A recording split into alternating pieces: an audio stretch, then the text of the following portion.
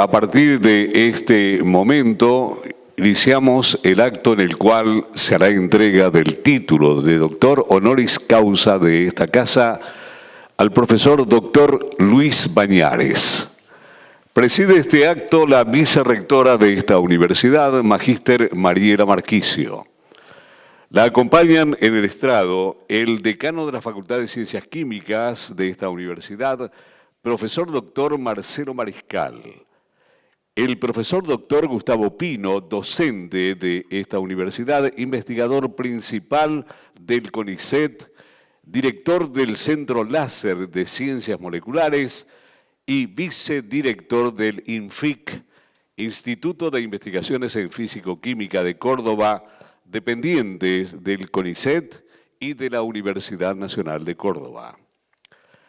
Se encuentran presentes integrantes del Honorable Consejo Superior y autoridades de la Universidad Nacional de Córdoba, autoridades del Gabinete Rectoral de la Universidad Nacional, autoridades y miembros de la Facultad de Ciencias Químicas, directores y directoras de centros e institutos dependientes del CONICET y de esta universidad, además de docentes, investigadores, estudiantes no docentes e invitados especiales de nuestra comunidad educativa. Seguidamente, el profesor doctor Gustavo Pino nos presenta a nuestro homenajeado.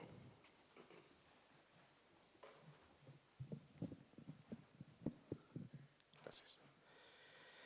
Señora vicerrectora de la Universidad Nacional de Córdoba, señor decano de la Facultad de Ciencias Químicas, señor director del INFIC, señor director del Departamento de Físico-Química, señora directora alterna del Departamento de Química Orgánica, autoridades, docentes, alumnos y público en general. Es un honor para mí estar hoy presentando al doctor Luis Bañares, quien se desempeña actualmente como catedrático en el Departamento de Química Física de la Facultad de Ciencias Químicas de la Universidad Complutense de Madrid. El profesor Bañares obtuvo el título de licenciado en Química de la Universidad Complutense de Madrid en el año 1985 y posteriormente el de doctor en Química de la misma institución. En los años posteriores realizó 2 estadías postdoctorales para formarse en el área de la, en ese momento, incipiente femtoquímica. Primero en el prestigioso California Institute of Technology bajo la dirección del doctor Hamed Sibail, quien recibiera en 1999 el Premio Nobel de Química por el desarrollo de la femtoquímica. Posteriormente, en el Instituto de Física de la Universidad de Würzburg, en Alemania. A su regreso a España, continuó su carrera científica en la Universidad Complutense. Estas 2 estadías postdoctorales en Estados Unidos y en Alemania marcaron su carrera científica, llevándolo a ser el primero en introducir la femtoquímica en España, utilizando láseres ultra rápidos para estudiar reacciones químicas resueltas en el tiempo en la escala temporal de una vibración, lo cual permite identificar y caracterizar el estado de transición de reacciones elementales, algo que hasta la década de los 90 se creía imposible. Esta línea estratégica de investigación de la Universidad Complutense de Madrid dio lugar a la creación del Centro de Láseres Ultrarrápidos, del cual el doctor Bañares es su director. El profesor Bañares es un científico de reconocido prestigio internacional, líder en el área de la dinámica de fotodisociación en fase gaseosa y en particular de la femtoquímica y la espectroscopía láser. Los trabajos científicos del profesor Bañares tienen un grado de detalle y minuciosidad ejemplar, a la vez que las interpretaciones sumamente agudas de la físico-química involucrada brindan siempre una lección y abren nuevos rumbos en sus áreas de experticia. La forma en que él plasma los conocimientos vertidos en cada uno de sus trabajos hace que los mismos no sean una mera fuente de información, sino que resultan de enseñanza para toda la comunidad científica, lo cual se ve reflejado en aproximadamente 290 publicaciones en revistas científicas líderes a nivel mundial, no solo en el área de la química, sino de la ciencia en general, tales como Science o Nature, alcanzando alrededor de 8.200 citas y un índice H de 52. El liderazgo del doctor Bañares en sus áreas de trabajo le ha valido integrar el cuerpo editorial de prestigiosas revistas científicas, entre las cuales se destacan el Physical Chemistry Chemical Physics y el Journal of Physical Chemistry A, B, C y Letters, entre otras. El impacto internacional de su trayectoria científica ha sido recientemente reconocido en diciembre de 2024 con el otorgamiento del Premio Humboldt de Investigación Científica, que reconoce a investigadores cuyos descubrimientos fundamentales han tenido un impacto significativo en su disciplina y de quienes se espera que continúen produciendo logros de vanguardia en el futuro.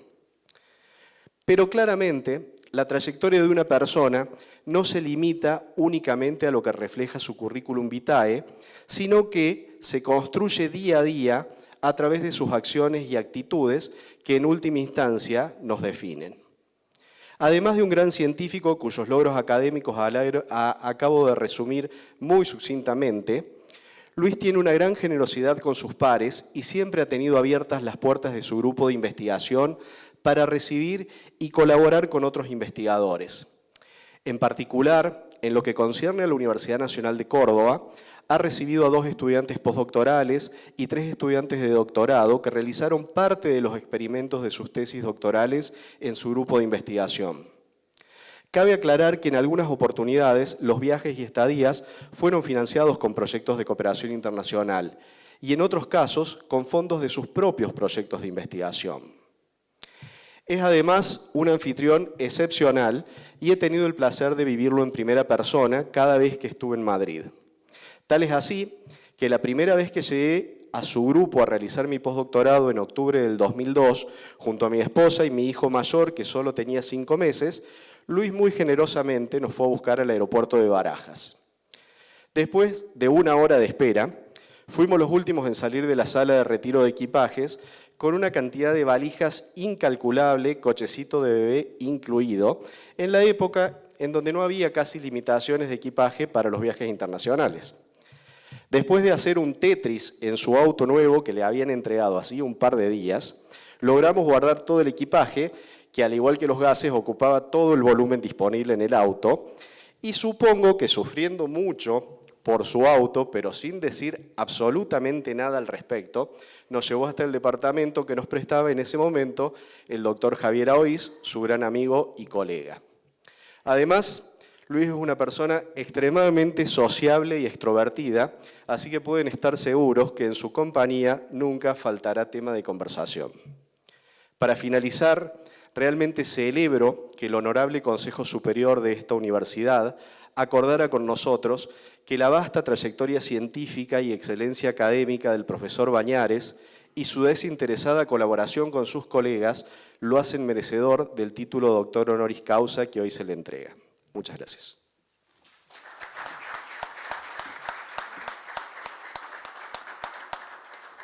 Muchas gracias por esta presentación, profesor doctor Gustavo Pino. Seguidamente, la vicerrectora Mariela Marquicio hará entrega del diploma que acredita como doctor honoris causa de esta universidad al doctor Luis Bañares.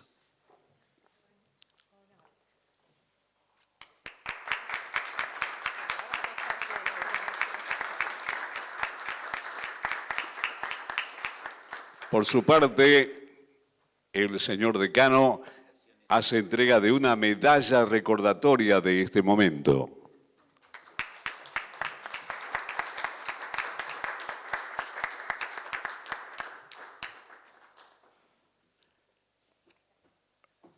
Bien, a continuación vamos a invitar a las autoridades a descender del estrado para escuchar al doctor Bañares dictar su conferencia titulada Cruce de Culturas, Saberes y Continentes, la ciencia como puente y la universidad como punto de encuentro.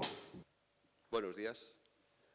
Voy a presentar mi conferencia de aceptación del título de doctor honoris causa por la Universidad Nacional de Córdoba con título Cruce de Culturas, Saberes y Continentes, la ciencia como puente y la universidad como punto de encuentro. Rector Magíster John Borretto, Vicerrectora Magíster Mariela Marchisio, autoridades académicas, distinguidos profesores y profesoras, queridos y queridas estudiantes, amigos y amigas. Recibo con profunda emoción y gratitud este doctorado honoris causa que me otorga la Universidad Nacional de Córdoba. No exagero al decir que este momento marca uno de los más altos honores de mi vida académica, profesional y personal. La Universidad Nacional de Córdoba no es una institución cualquiera. Fundada en 1613, cuando los jesuitas abrieron el Colegio Máximo, que recibía los primeros alumnos con clases de filosofía y teología, este centro del saber de elevada categoría intelectual fue la base de la futura universidad. Su historia se entrelaza con las raíces mismas del pensamiento en la América hispana. Esta es la universidad que vio surgir en 1918 la Reforma Universitaria. Un movimiento transformador que no solo cambió el destino de la educación superior en Argentina, sino que inspiró a todo un continente e incluso saltó a otros continentes para imaginar universidades libres, democráticas, laicas y socialmente comprometidas. Aquí, en Córdoba, comenzó a gestarse una visión de universidad que no se limita a formar profesionales, sino que forma ciudadanos. Una universidad que no reproduce privilegios, sino que los interroga. Una universidad que no teme al conflicto de ideas, porque sabe que en la fricción nace la chispa del conocimiento. Por eso, recibir esta distinción aquí tiene un valor simbólico y humano profundo. No solo por la excelencia académica que representa, sino porque proviene de una institución que ha sido y sigue siendo faro ético y cultural para América Latina y el mundo. Procedo de la Universidad Complutense de Madrid, con la que la Universidad Nacional de Córdoba mantiene un convenio marco de cooperación académica, científica y cultural, y como catedrático de Química Física de mi universidad, una disciplina que habita las fronteras entre la física y la química, he dedicado mi vida a desentrañar las leyes que rigen el comportamiento de la materia y su interacción con la luz a su nivel más esencial. Sin embargo, si algo me ha enseñado la ciencia es que los grandes descubrimientos no surgen del aislamiento, sino del encuentro. Y esa convicción me lleva hoy a celebrar no solo este reconocimiento, sino lo que representa, una confluencia de saberes, de trayectorias, de culturas. Quisiera referirme en este sentido a la idea de hispanidad, no como una categoría cerrada o excluyente, sino como un espacio vivo de resonancias compartidas. La lengua que hablamos, la misma en la que hoy agradezco, nos conecta más allá de fronteras geográficas. Es una lengua tejida con voces ibéricas, americanas, afrodescendientes e indígenas. Una lengua que ha servido para transmitir no solo poesía y filosofía, sino también ciencia y razón. En este universo hispanoamericano, la ciencia ha sido históricamente un puente entre mundos. La cooperación académica entre América Latina y España, y más ampliamente entre Europa e Iberoamérica, ha permitido construir una red de conocimiento que trasciende los océanos. Yo mismo he tenido el privilegio de formar parte de este entramado con colegas argentinos de la Universidad Nacional de Córdoba especialmente, cuya pasión, creatividad y compromiso con la educación pública y la investigación son dignos de admiración. La Universidad Nacional de Córdoba ocupa un lugar central en esa red, no solo por su historia, sino por su presente, por sus programas de internacionalización, por su liderazgo regional, por su firme apuesta por una ciencia abierta, inclusiva y socialmente relevante. En un mundo que tiende a cerrar puertas, Córdoba sigue tendiendo puentes. Mis primeros contactos con colegas de la Universidad Nacional de Córdoba se remontan a finales de los años 1980, cuando el profesor Juan Carlos Ferrero, aquí presente, realizó un sabático en España, principalmente con el profesor José María Alvariño, en la Universidad de Salamanca. Pero este sabático se extendió a una colaboración muy estrecha con el profesor Ángel González Ureña de la Universidad Complutense de Madrid, que en aquel momento era mi supervisor de tesis doctoral, que yo defendí en 1990. Y que en esos años había desarrollado una técnica denominada técnica de haces moleculares cruzados para el estudio experimental de colisiones reactivas a nivel microscópico, con el fin de descubrir los mecanismos dinámicos de las reacciones químicas a un nivel elemental. Pues bien, esta técnica fue incorporada a la Universidad Nacional de Córdoba por el profesor Ferrero hacia 1997. De hecho, estas colaboraciones se plasmaron más adelante en proyectos europeos liderados por el profesor Alberto Besvik y con la participación de la Universidad Complutense de Madrid y la Universidad Nacional de Córdoba. Aquí muestro unas simples imágenes de en qué consiste la dispersión reactiva por cruce de haces moleculares, en lo que consistió mi tesis doctoral. Este es un esquema sencillo de en qué consiste el experimento, donde dos haces atómico-moleculares son cruzados y se estudian las colisiones reactivas entre átomos, por ejemplo, de cesio, con moléculas, por ejemplo, yoduro de metilo, en condiciones de colisión única.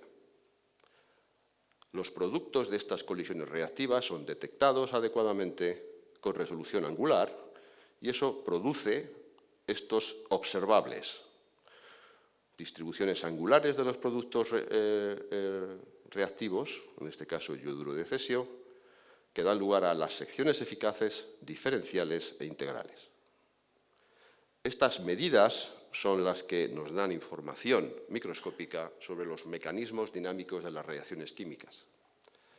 Esta fue la temática de mi tesis doctoral y fue también la temática que fue incorporada a la Universidad Nacional de Córdoba por el profesor Ferrero.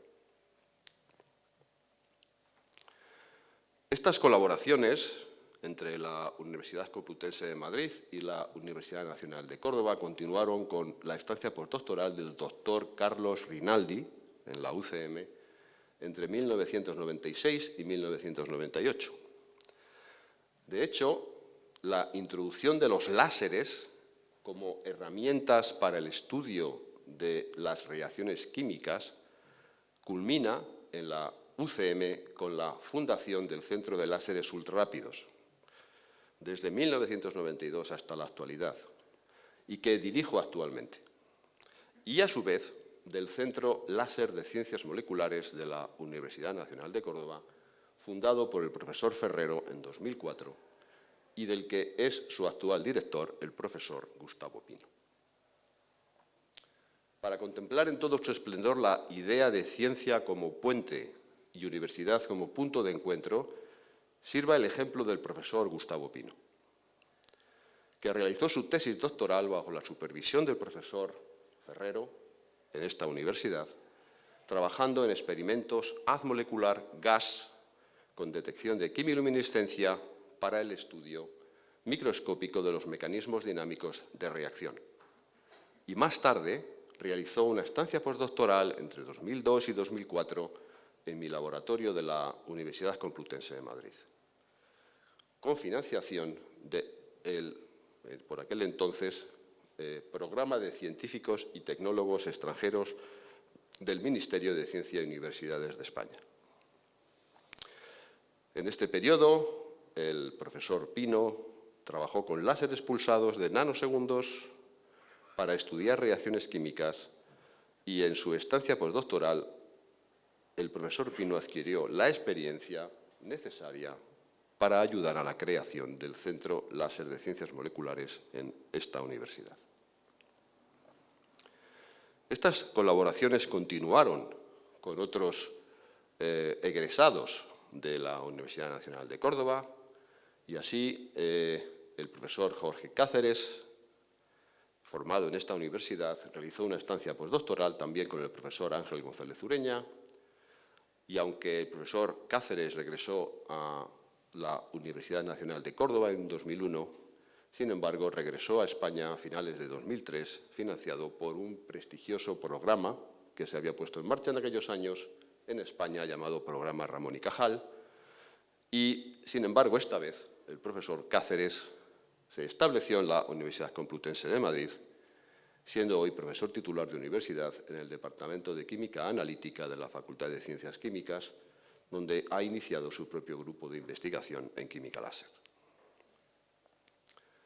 Con el profesor Gustavo Pino tuve la fortuna de continuar colaborando y en 2008 fue concedido un proyecto financiado por la Agencia Española de Cooperación Internacional del Ministerio de Asuntos Exteriores de España, que permitió el intercambio de investigadores de uno y otro lado del Atlántico para la realización de experimentos sobre estructura y reactividad de moléculas bioactivas solvatadas en agregados de Van der Waals en estudios espectroscópicos y de dinámica en tiempo real en femtosegundos. El abordaje de experimentos con resolución temporal en la escala de los femtosegundos fue posible gracias a los desarrollos introducidos en la Universidad Complutense de Madrid y de los que la Universidad Nacional de Córdoba fue un importante beneficiario. ¿Pero qué es esto de los femtosegundos? El profesor Pino ha mencionado la fundación de la femtoquímica a finales de los años 80 y que finalmente recibió el más alto premio en ciencia, que es el Premio Nobel de Química, en la persona del profesor Ahmed Zewail. Pues bien, solo unos años antes, entre 1990 y 1992, tuve la oportunidad de realizar una estancia postdoctoral en el prestigioso Instituto de Tecnología de California en Estados Unidos, con una ayuda del Ministerio de Educación y Ciencia de España y la Comisión Fulbright estadounidense. De nuevo, la ciencia como puente entre continentes, donde tuve el privilegio de trabajar con el profesor Ahmed Zewail, a la postre Premio Nobel de Química en 1999 por sus estudios de los estados de transición de las reacciones químicas por medio de la espectroscopía de femtosegundos. Un femtosegundo es una cantidad ínfima de tiempo. Estamos hablando de 10 elevado a menos 15 segundos o, si queremos, en una notación más comprensible, un 0, una coma, seguido de 14 ceros y un 1.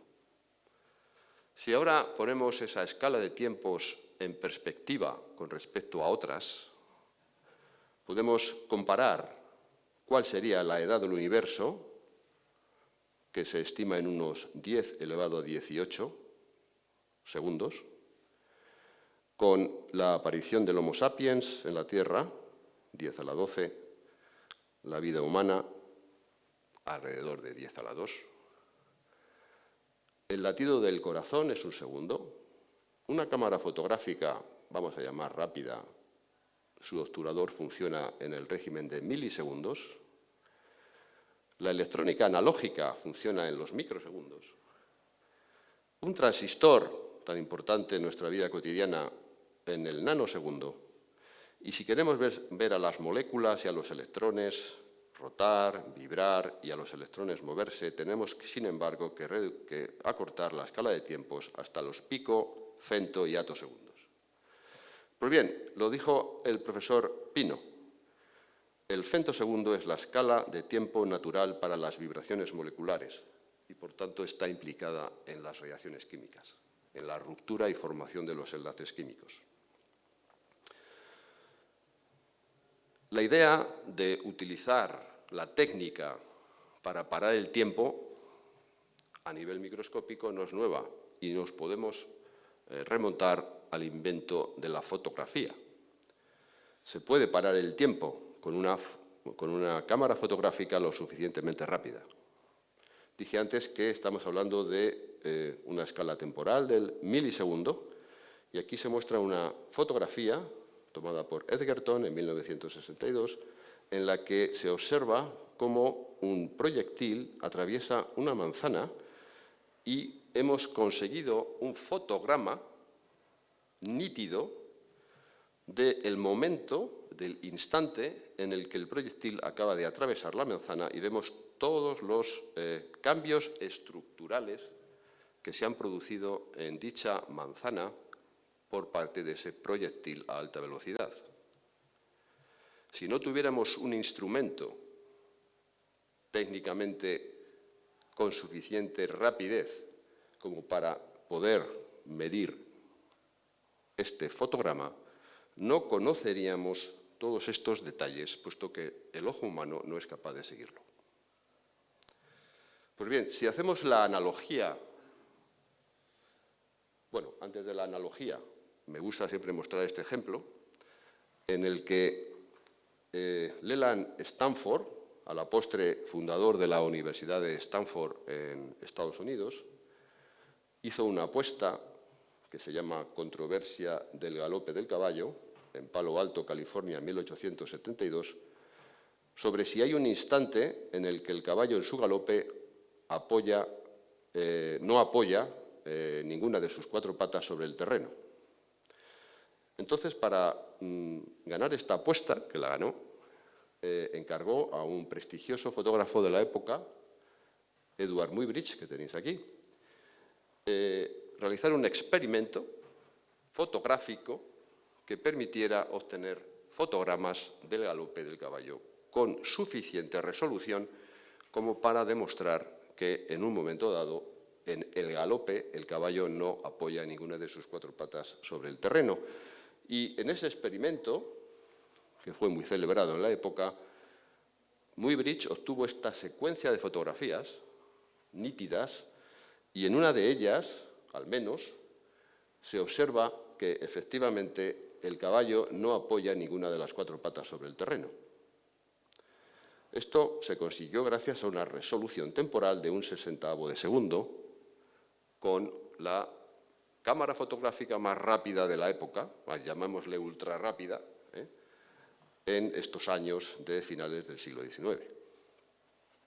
De hecho, se considera que la medida de esta secuencia de imágenes representa el nacimiento del cine, en el sentido de que podemos montar dichos fotogramas para conseguir la animación en forma de película del galope del caballo. En este caso, en general, Muybridge se dedicó toda su vida a realizar todo tipo de experimentos fotográficos para describir el movimiento de los animales y el movimiento humano, de los humanos. Pues bien, ahora viene la analogía. ¿Por qué en femtosegundos? Hemos hablado antes de la femtoquímica, de la escala temporal del femtosegundo, 10⁻⁻15 segundos, y si nos vamos a la siguiente escala, que sería atosegundos, 10⁻⁻18 segundos, esta es la escala natural del movimiento de los electrones en las moléculas. Esta escala de atosegundos se define por el tiempo que tarda un electrón en completar la primera órbita en torno al protón en un átomo de hidrógeno, que resulta ser de tan solo 24 por 10⁻⁻18, es decir, 24 atosegundos. Entonces, la pregunta es, ¿por qué yo trabajo con femtosegundos?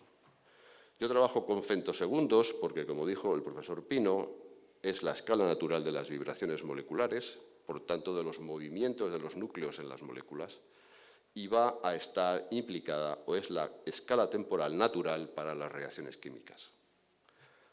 Reacción química elemental como un proceso de formación y ruptura de enlaces químicos, que tendrá lugar entonces en la escala temporal de los femtosegundos.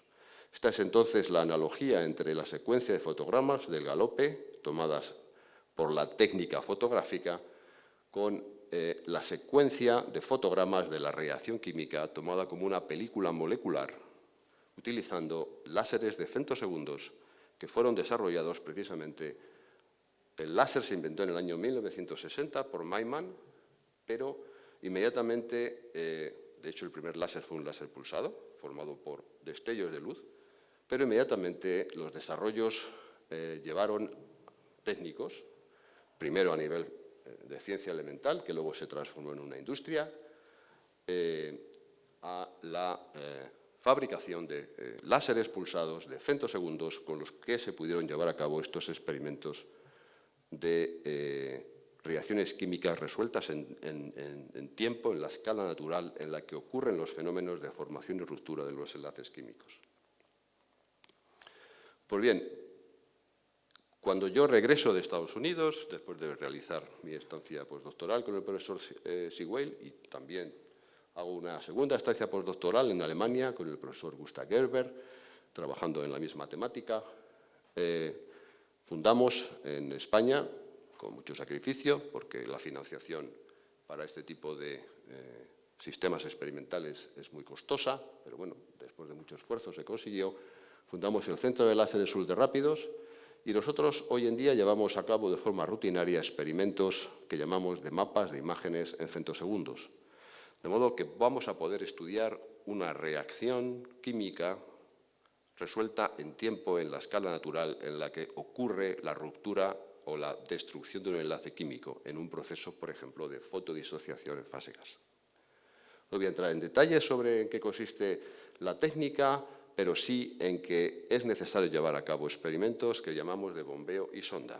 Bombeo, un primer pulso láser de femtosegundo, inicia la reacción, sonda, un segundo pulso láser de femtosegundos, diagnostica cómo está la molécula en su proceso, por ejemplo, de ruptura. Así, por ejemplo, ese primer pulso láser de femtosegundos genera un paquete reactivo que va a dar lugar a los productos. Y esos productos son diagnosticados por un segundo pulso láser de femtosegundos que nos va a decir cómo se encuentra el sistema. Con este tipo de experimento yo puedo cronometrar la reacción química, es decir, puedo saber cuánto tiempo tarda un enlace químico en romperse. Esto, evidentemente, solo es posible si dispongo de la técnica asociada a los pulsos láser ultrarrápidos. De esa forma, yo puedo obtener observables que me permiten hacer el cronometraje de la reacción química. En la reacción química que se muestra aquí, yo tengo varios canales reactivos, diferentes productos, digamos. Bueno, pues puedo saber qué productos tardan menos tiempo en generarse, cuáles tardan más, y la analogía, de nuevo con la fotografía, sería como si hiciera una foto finish en una carrera de caballos y fuera capaz de decir quién ha ganado la carrera. Dando tiempos en unas escalas temporales muy breves sobre los diferentes caballos que van a galope. Como decía, esto se plasma en el Centro de Láseres Ultrarrápidos de la Universidad Complutense de Madrid, que dirijo. Aquí veis una imagen general del laboratorio. Yo soy el director, tengo un técnico de grado superior, el doctor Pedro Recio Ibáñez, y a algunos colaboradores, entre los más importantes, la doctora Sonia Margui-Polén. Estamos en el sótano del ala sur del edificio A, de la Facultad de Ciencias Químicas, de la Universidad Complutense de Madrid, y el doctor Pino ha tenido la oportunidad, y sus, digamos, estudiantes, de pasar temporadas en este laboratorio realizando experimentos. Esta es una vista general de las diferentes partes de ese centro láser de láseres ultrarrápidos, donde disponemos de láseres pulsados de femtosegundos, también láseres pulsados de nanosegundos, y que se emplean para muy diversas aplicaciones en las ciencias moleculares, por ejemplo, en el estudio de reacciones químicas, ruptura y formación de enlaces, el estudio en detalle de la vibración e incluso de la rotación molecular, fotofísica y fotoquímica, biofísica o incluso la interacción radiación-materia en la escala temporal ultracorta. En los últimos tiempos hemos sido capaces de adquirir financiación para poder reducir todavía más las escalas temporales. Este diagrama muestra la carrera contra el tiempo desde la invención del láser por Maiman en el año 1960, con pulsos de 100 microsegundos. La técnica ha ido permitiendo desarrollar láseres cada vez más rápidos. De modo que los láseres con tecnologías ópticas más rápidos posibles, láseres de femtosegundos, permiten alcanzar el límite de unos 4 femtosegundos. Con estas tecnologías ópticas no es posible reducir aún más la escala temporal y ha habido que recurrir a otras técnicas, que ahora describiré brevemente, para poder alcanzar la escala más corta todavía de los atosegundos, 10 elevado a menos 18 segundos, existiendo un récord actualmente, que fue publicado en 2012, de 67 atosegundos. Es un destello de luz coherente que dura tan solo 67 atosegundos. Esto, evidentemente, tuvo una gran repercusión mediática, no solo a nivel de revistas científicas, sino incluso de la prensa y la televisión, digamos, normales.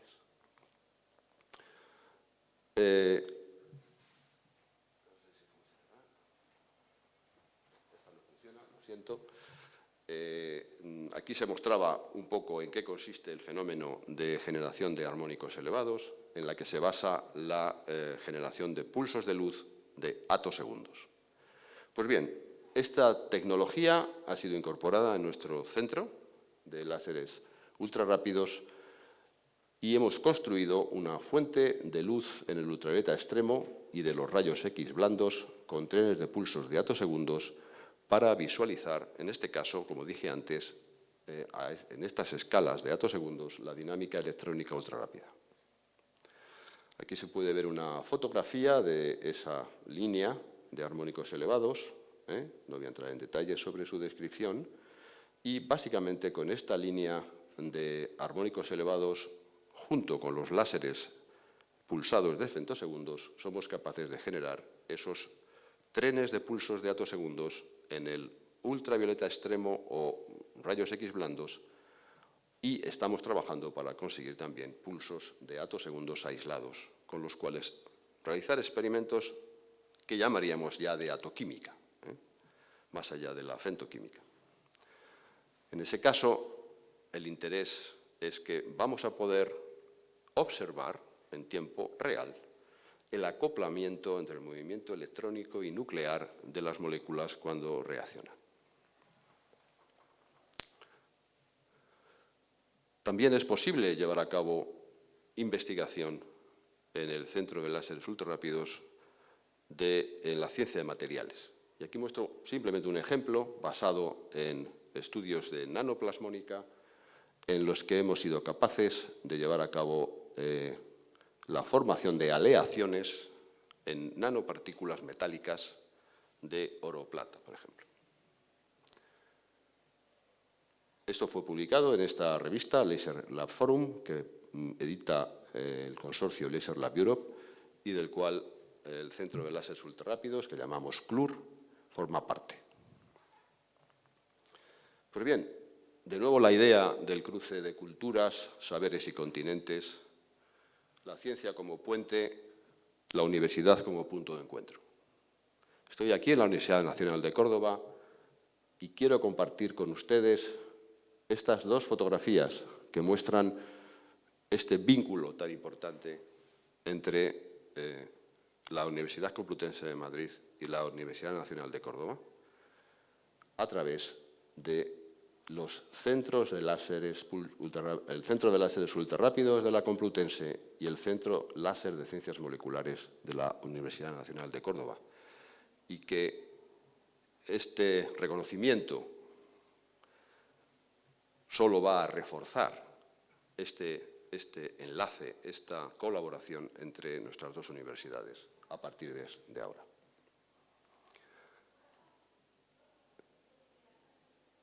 Quisiera terminar agradeciendo profundamente a esta universidad, a sus autoridades, a quienes propusieron este honor y lo hicieron posible, a mis colegas por tantos años de trabajo compartido, a mis estudiantes por mantener viva la llama de la curiosidad y a mi familia, que ha estado siempre a mi lado en los momentos de certeza y en los momentos de duda.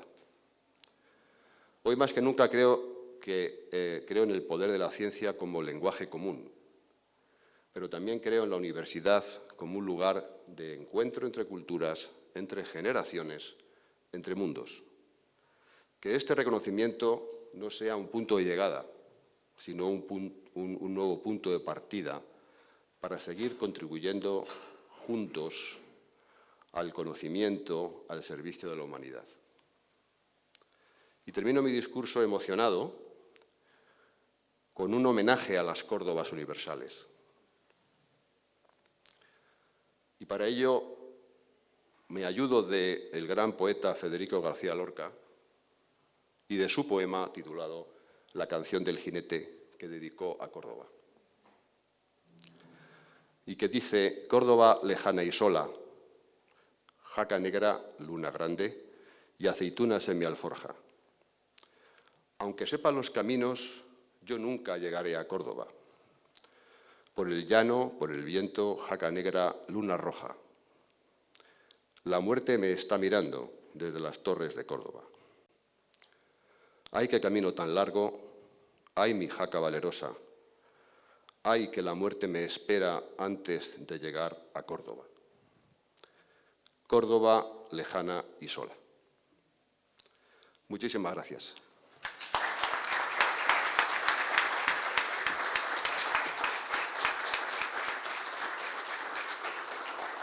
Agradecemos la conferencia, la presencia de nuestro flamante doctor honoris causa, el doctor Luis Bañares, y a ustedes también agradecemos vuestra presencia y por el marco que le dieron a este acto académico.